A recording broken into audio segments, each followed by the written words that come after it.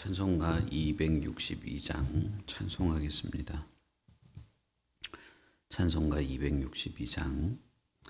날 구원하신 예수님 영원히 찬송하겠네. 저 죄인 어서 주께 와 죄 사유하심 받으라. 구하라 주실 것이요 찾으라 얻을 것이라.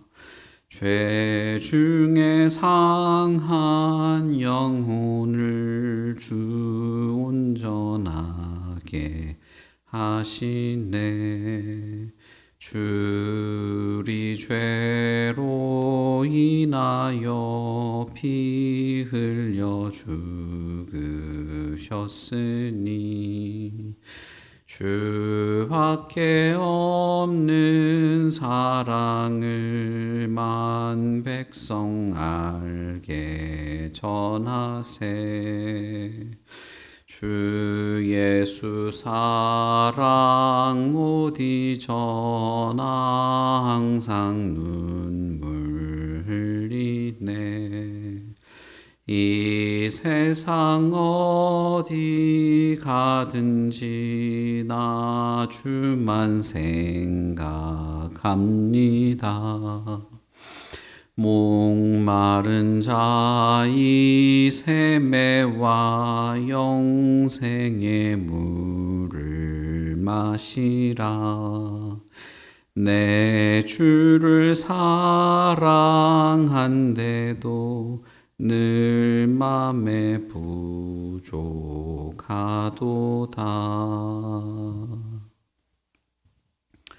우리 말라기 2장입니다. 말라기 2장 1절부터 16절까지. 너희 제사장들아, 이제 너희에게 이같이 명령하노라. 만군의 여호와가 이르노라. 너희가 만일 듣지 아니하며 마음에 두지 아니하며 내 이름을 영화롭게 하지 아니하면 내가 너희에게 저주를 내려 너희의 복을 저주하리라. 내가 이미 저주하였나니 이는 너희가 그것을 마음에 두지 아니하였음이라. 보라, 내가 너희의 자손을 꾸짖을 것이요 똥 곧 너희 절기의 희생의 똥을 너희 얼굴에 바를 것이라. 너희가 그것과 함께 제하여 버림을 당하리라. 만군의 여호와가 이르노라. 내가 이 명령을 너희에게 내린 것은 레위와 세운 나의 언약이 항상 있게 하려 함인 줄을 너희가 알리라. 레위와 세운 나의 언약은 생명과 평강의 언약이라. 내가 그것을 그에게 준 것은 그로 경외하게 하려 함이라. 그가 나를 경외하고 내 이름을 두려워하였으며 그의 입에는 진리의 법이 있었고 그의 입술에는 불의함이 없었으며 그가 화평함과 정직함으로 나와 동행하며 많은 사람을 돌이켜 죄악에서 떠나게 하였느니라. 제사장의 입술은 지식을 지켜야 하겠고 사람들은 그의 입에서 율법을 구하게 되어야 할 것이니 제사장은 만군의 여호와의 사자가 됨이거늘 너희는 옳은 길에서 떠나 많은 사람을 율법에 거스르게 하는도다. 나 만군의 여호와가 이르노니 너희가 레위의 언약을 깨뜨렸느니라. 너희가 내 길을 지키지 아니하고 율법을 행할 때에 사람에게 치우치게 하였으므로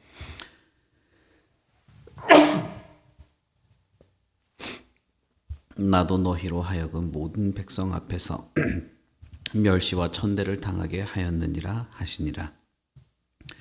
우리는 한 아버지를 가지지 아니하였느냐? 한 하나님께서 지으신 바가 아니냐? 어찌하여 우리 각 사람이 자기 형제에게 거짓을 행하여 우리 조상들의 언약을 욕되게 하느냐?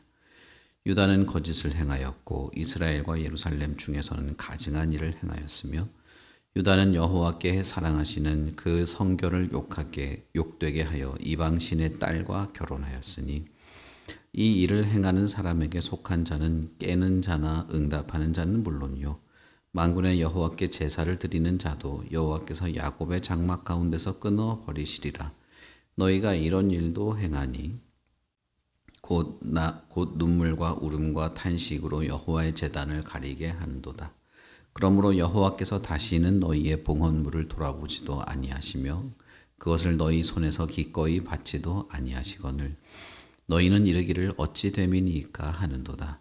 이는 너와 내가 이 어려서 맞이한 아내 사이에 여호와께서 증인이 되시기 때문이라. 그는 내 짝이요 너와 서약한 아내로 돼 내가 그에게 거짓을 행하였도다. 그에게는 영이 충만하였으나 오직 하나를 만들지 아니하셨느냐? 어찌하여 하나만 만드셨느냐? 이는 경건한 자손을 얻고자 하심이라. 그러므로 내 심령을 삼가 지켜 어려서 맞이한 아내에게 거짓을 행하지 말지니라. 이스라엘의 하나님 여호와가 이르노니 나는 이혼하는 것과 옷으로 학대를 가리는 자를 미워하노라. 만군의 여호와의 말이니라. 그러므로 너희 심령을 삼가 지켜 거짓을 행하지 말지니라. 아멘. 말라기 1장에서 제사장들이 온전하지 않은 예배, 즉 하나님을 멸시하는 행위를 지적하는데 2장 1절부터 9절에서는 그것이 근본적으로 어떤 문제에서 시작하게 되었는지를 좀 더 세밀하게 말하면서 더 뭐라고 할까요? 더 세밀한 고발을 하는 것과 같은 그런 내용으로 2장이 이어지게 됩니다. 다시 말하면 제사장들이 더러운 예물을 가지고 하나님께 제사를 드리면서도 그것을 참 번거롭다고 비아냥거리는 이런 식의 태도, 다시 말하면 하나님을 멸시하는 그런 태도는 궁극적으로는 결국 하나님과 맺은 언약에 신실하지 못함으로써 그런 태도에까지 나아갔다라고 하는 것입니다. 그래서 말라기 1장에서 하나님께서 유다를 여전히 사랑하신다라고 할 때도 언약에 신실한 하나님의 사랑이죠.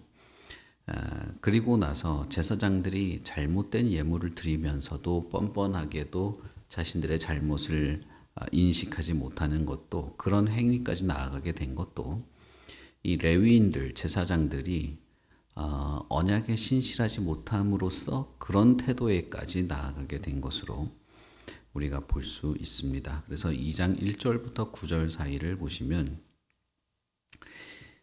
레위인들이 이 언약을 깨뜨린 것, 언약에 성실하지 못하고 충실하지 못한 것을 말합니다. 그러면서 하나님의 이름을 영화롭게 하지 않았다라는 말을 하시게 되죠. 다시 말하면 언약에 충실하지 않은 것이 그 모든 문제의 근본적인 원인이 된다는 사실입니다. 반면에 하나님은 그런 그들에 대해서 여전히 사랑하시는 것을 대조적으로 보여주심으로써 언약에 신실하신 하나님의 모습을 나타나게 되죠. 따라서 우리는 이런 말라기의 흐름에서 언약에 신실한 하나님과 그렇지 못한 이스라엘과 제사장들의 이 대조, 그리고 그 과정에서 하나님은 제사장을 포함한 이스라엘 전체에 자신들의 불성실한 모습들을 인식하지도 못할 뿐 아니라 하나님에 대해서도 무지한, 하나님을 오해하고 있거나 혹은 하나님을 알지 못하고 있는 상태에 빠진 이스라엘 제사장을 보게 되는 것입니다. 그래서 하나님이 어떻게 우리를 사랑하셨습니까? 우리가 어떻게 하나님을 멸시했습니까? 이런 말들을 함으로써 하나님을 모르는, 하나님에 대한 무지에 빠져 있음을 우리가 볼 수 있게 되는 것이죠. 그런 면에서 이제 말라기 1장과 2장에서 언약에 충실하지 않은 것이 하나님에 대한 몰이해, 하나님을 오해하거나 하나님에 대한 무지에 이렇게 빠지게 된다고 하는 점을 생각할 때는 이 부분이 참 흥미로운 부분이라 할 수 있습니다. 이들이 예배를 드리지 않은 것도 아니고 하나님에 대해서 배우지 않은 것도 아님에도 불구하고 언약에 성실하지 않은 것, 언약에 충실하지 않은 것이 결국은 하나님에 대한 오해를 불러왔다, 하나님에 대한 몰이해를 불러왔다는 점에서 참 흥미로운 점이라 할 수 있겠습니다. 2장 4절부터 6절을 보시면 하나님이 이런 명령을 내린 것, 언약을 주신 것에 대한 이유를 언급하게 되는데 거기에 보시면 이것은 언약을 통해서 하나님을 항상 의지하고 의식하고 함께 하는 것을 깨닫게 하려는 그런 이유가 있는 것으로 말씀하십니다. 그리고 그렇게 살아있는 하나님과 교제함으로써 생명과 평강을 얻게 되는, 생명과 평강을 누리게 되는 것으로서 언약을 주시는, 이런 명령을 주시는 것으로 말씀하시죠. 마땅히 경외할 하나님을 경외하고 마땅히 예배해야 할 하나님을 예배하는 것, 이런 것들이 단순히 어떤 규칙의 반복이 아니라 하나님과 맺은 언약에 충실하게 될 때에 살아계신 하나님과 교제하는 것이고, 하나님을 마땅히 예배하고 경외하는 가운데 하나님을 알아가게 되고 자기 자신도 제대로 보게 되는 것이라는 거예요. 특별히 제사장들, 이 레위인들은 그 언약에 충실할 뿐 아니라 이스라엘 백성들도 그렇게 율법에 충실하게 살아갈 수 있도록 이끌어낼 수 있는 그런 책임, 그런 지위를 가지고 있는 그런 사람들이었습니다. 그럼으로써 이런 제사장들이 언약에 충실한 것, 그리고 그들이 가진 어떤 직무의 모습들을 생각해 볼 때 율법이 단순히 어떤 규칙을 지키는 것 정도로 끝나는 것이 아니라 내면적이고 관계적인 역할을 하고 있었음을 우리가 알 수 있는 것이죠. 이런 제사장들에 의해서 생산된, 어떻게 재생산된 이스라엘 백성들은 10절부터 이어지는 내용들을 보시면 언약에 충실하지 않은 제사장들로부터 배운 이 사람들, 사실 배운 게 없죠. 성경의 내용을 보시면, 말라기 2장을 보시면 이스라엘 백성들이 바르게 배우지 않았죠. 그래서 10절부터 이어지는 내용을 보시면 이 하나님의 백성들의 삶이 매우 온전하지 못한, 경건하지 못한 삶으로 떨어지게 된 것을 볼 수가 있겠습니다.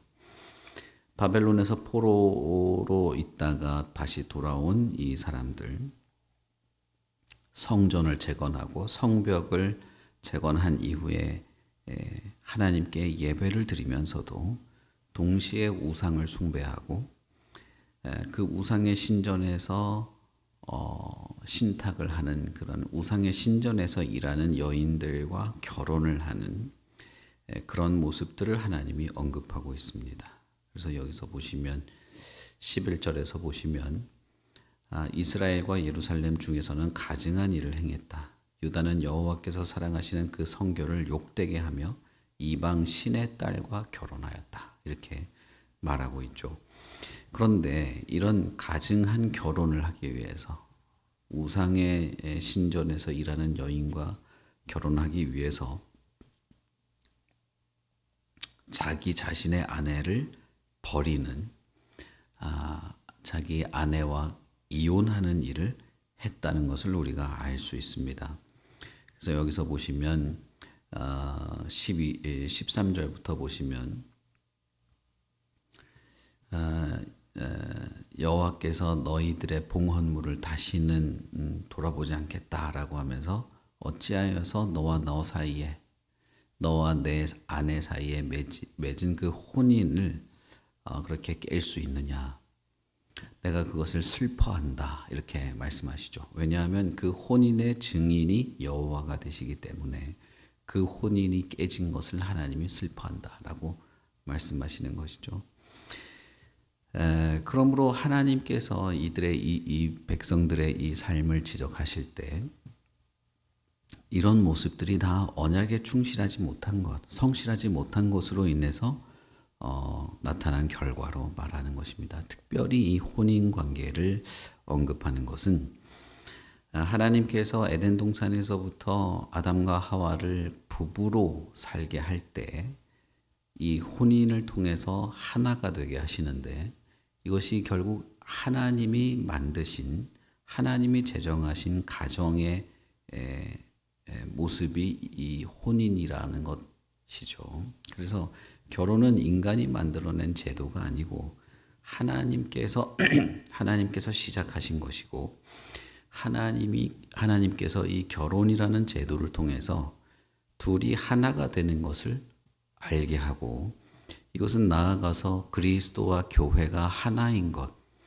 그리스도와 그의 몸된 교회가 하나로 연합하는 것을 보여주는 그런 것이기 때문에 결혼은 단순히 남자 여자가 만나서 같이 사는 것 이상의 의미를 가지고 있는 것입니다. 그래서 이 이스라엘 사람들이 이 가정에 충실하지 않고 자신의 아내를 내다 버리고 이방 신전에 있는 그런 여자들과 결혼하는 이런 일은 단순히 이혼하고 재혼하고 하는 문제가 아니라 하나님께서 그 결혼을 통해서 드러내시는 하나님의 뜻, 그 뜻을 어그러뜨린 것이 되는 것이죠. 그러니까 이렇게까지 할 수 있었던 것은 언약에 충실하지 않기 때문인 것입니다. 하나님을 잘 이해하지 못하고 하나님께서 시작하신 그 결혼에 대한 의미도 알지 못하는 것이죠. 결국은 하나님을 오해하고 있는 겁니다. 그렇게 했음에도 불구하고 전혀 자신들의 악을 깨닫지 못하는 하나님의 백성들이죠. 그들에게 하나님은 그들의 봉헌을 받지 않겠다. 야곱의 장막에서 끊어버리겠다. 이렇게 말씀하시는 것이죠. 제사장들이 언약에 충실하지 않음으로써 제대로 된 예배를 드리지 않을 뿐 아니라 이스라엘 백성들을 제대로 가르치지도 않게 되었고 그럼으로써 하나님의 백성들은 하나님께서 제정하신 부부 관계를 깨뜨리는 일까지 하게 되어서 그리스도와 교회와의 관계를 상징적으로 보여주시던 그런 결혼을 엉망으로 만들게 되는 일들. 따라서 이런 가정이 파탄나는 이런 것, 이 결혼을 자신의 아내를 버리는 이런 이혼하게 되는 이런 것들. 이것은 그냥 간단히 끝나는 문제가 아닌 것이죠. 이것은 결국 제사장과 이스라엘 백성들 전체가 깊은 영적 불신, 하나님에 대한 대항, 하나님의 율법을 업신여기는 것들의 어떤 결과로 이렇게 된 것이라고 볼 수 있게 되는 것이죠. 스가랴 선지자가 말한 것처럼 우리는 어떤 결정과 행위가 하나님을 위해서 그렇게 한 것인가를 물어볼 필요가 있습니다. 베델 사람들은 자신들이 자신의 조국을 위해서 예루살렘 성전을 생각하면서 70년이나 금식해 왔다고 말했지만 하나님은 그것을 진짜 그게 나를 위해서 한 것이냐라고 물어보시죠. 그런 것처럼 이 제사장들과 레위인들, 이스라엘 백성들의 어떤 이런 삶이 진짜 이것이 하나님을 향하고 있는 삶인가를 물어볼 필요가 있는 것이죠.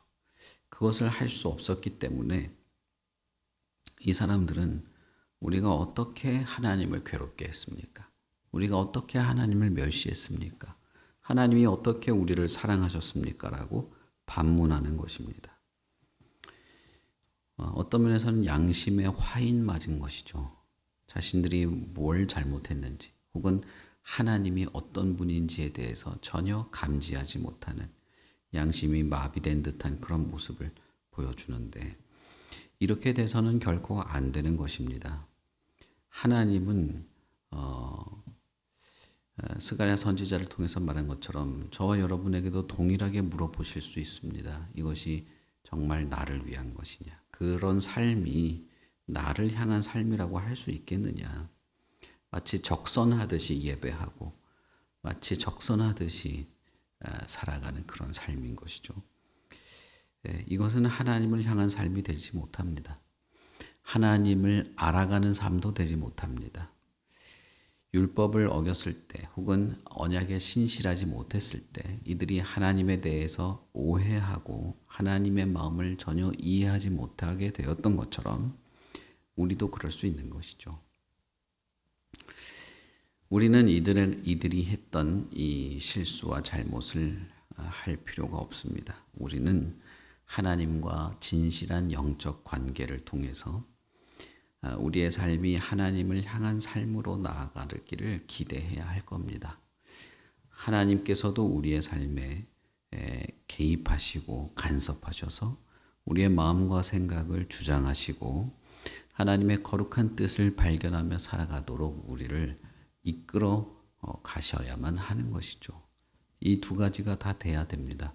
그런데 하나님은 언제나 언약에 성실하십니다. 언약에 신실하세요. 그러니까 하나님 편에서는 아무 문제가 없습니다. 문제는 우리 편에서 신실하지 못하다는 것에 있는 것이죠. 하나님께서 이스라엘 사람들에게 내가 경고한다라고 말씀하시지만 결국 하나님께서 원하시는 것은 경고는 16절에 있는 것 같은 바로 그런 것이죠.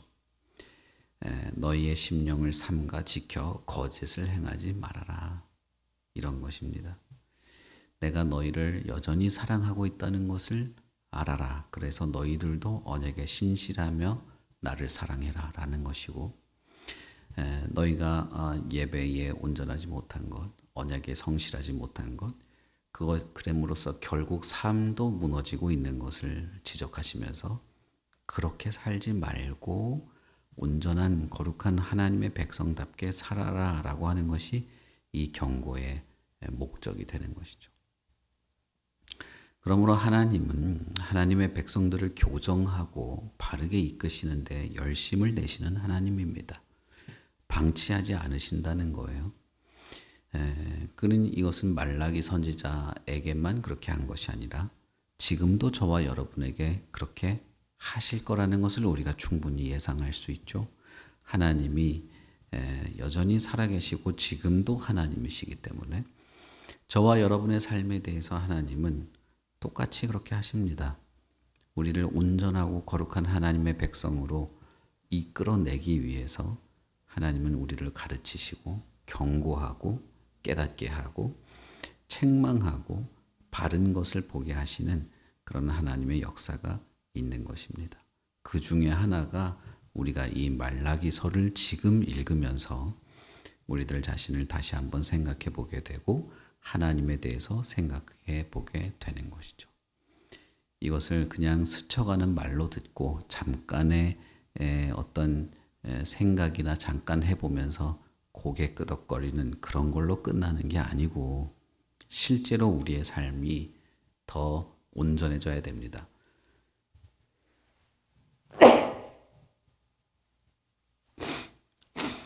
실제로 우리가 하나님의 말씀과 진리에 신실하고 성실한 태도로 그렇게 하나님을 향해 나아가야 되는 것이죠. 그런 것이 우리가 성경을 읽고 논리를 이해하는 것 이상으로 하나님을 더 잘 이해하게 하는 것이기도 한 것입니다. 율법의 언약의 성실한 것이 하나님을 이해하게 하는 것과 비슷한 것이죠. 반대로 언약에 성실하지 못한 것이 하나님에 대한 몰 이해를 불러왔다면 우리가 하나님 앞에서 경건하고 거룩한 삶을 등한시하는 것만큼 저와 여러분도 하나님에 대한 몰 이해에 빠지게 될 것입니다. 그러면서 하나님이 언제 그랬냐, 하나님이 어떻게 그럴 수 있냐, 이런 말을 할 수도 있는 것이죠. 우리가 언제 죄를 지었냐, 우리가 언제 하나님을 멸시했냐, 그럴 수도 있는 겁니다. 그러니 여러분, 이것은 남의 이야기가 아니고 저와 여러분의 이야기입니다. 이 하나님의 말씀을 들으시고 하나님의 마음을 헤아리시고 하나님의 말씀과 그 교훈, 예수 그리스도 안에서 우리에게 하시는 모든 그 언약의 진실한 말씀들 앞에서 우리가 경건하고 겸손하고 성실하게 하나님의 뜻을 분별하면서 그렇게 하나님을 향하여 나아가시기를 바랍니다. 우리 같이 기도하겠습니다. 말씀을 생각하시면서 하나님께서 우리에게 하시는 이 말씀이 그 옛날에 말라기 선지자에게만 해당되는 말씀이 아니고 지금 현재 우리의 모습을 돌아보게 하는 것인 것을 생각하시면서 내가 여전히 내 마음과 내 뜻대로 행하고 있는 것들이 있지 않은지 돌아보시고 오늘 하루의 삶이 하나님의 그 말씀과 약속에 성실한 삶이 되고 그런 것이 하루하루 이어져 가면서 우리가 하나님을 더 깊이 알고 겸손히 하나님의 뜻을 순종하며 살아갈 수 있는 그런 우리의 삶이 될 수 있도록 같이 기도하시고 각자 기도하도록 하겠습니다.